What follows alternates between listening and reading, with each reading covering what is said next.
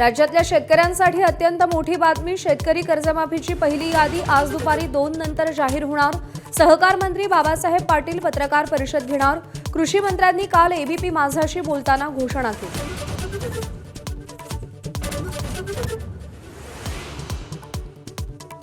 राजधानी दिल्लीत मुसळधार पाऊस. भर पावसात जंतर मंतर मैदानावर विद्यार्थ्यांचं आंदोलन.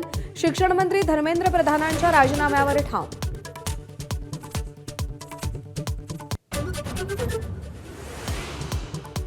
विरोधकांच्या आंदोलनामुळे पुन्हा राजधानी दिल्ली दणाणली. पंतप्रधान मोदींच्या निवासस्थानाबाहेर राहुल, प्रियंका गांधी, अखिलेश यादव यांचं आंदोलन.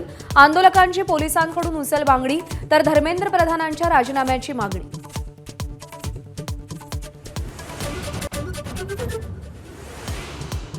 जंतर मंतरवरील विद्यार्थ्यांच्या आंदोलनासंदर्भात सरकारचं मोठं पाऊल. केंद्रीय मंत्री जेपी नड्डा, जितेंद्र सिंग यांची रात्री सोनम वांगचुक यांच्याशी रुग्णालयात चर्चा. सूत्रांची माहिती. ठाकरेंच्या शिवसेनेतून शिंदेंच्या शिवसेनेत प्रवेश केलेल्या खासदारांसोबत आता सुप्रीम कोर्टात सुनावणी. लोकसभा अध्यक्षांनी विलिनीकरणाला दिलेली मान्यता चुकीची, ठाकरेंचा दावा.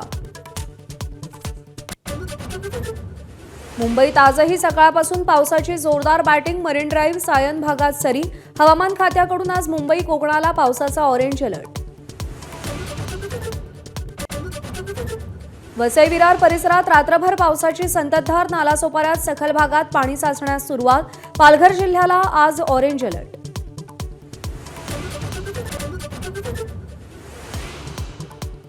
मुख्यमंत्री देवेंद्र फडणवीसांच्या वाढदिवसानिमित्त भाजपकडून सेवा यज्ञाचा संकल्प. ठिकठिकाणी रक्तदान शिबिर. अमरावतीमध्ये नवनीत राणांकडून वृक्षारोपण तर चंद्रपुरात होम हवन.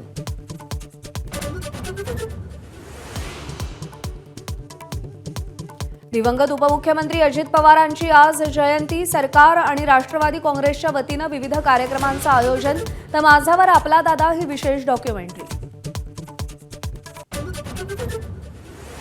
अमेरिकेत आयात होणाऱ्या जेनेरिक औषधांवर थेट 200% टॅरिफ. भारतीय फार्मा कंपन्यांना मोठा फटका बसणार.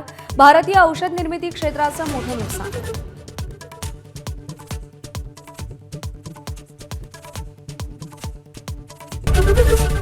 एबीपी माझा, उघडा डोळे बघा नीट.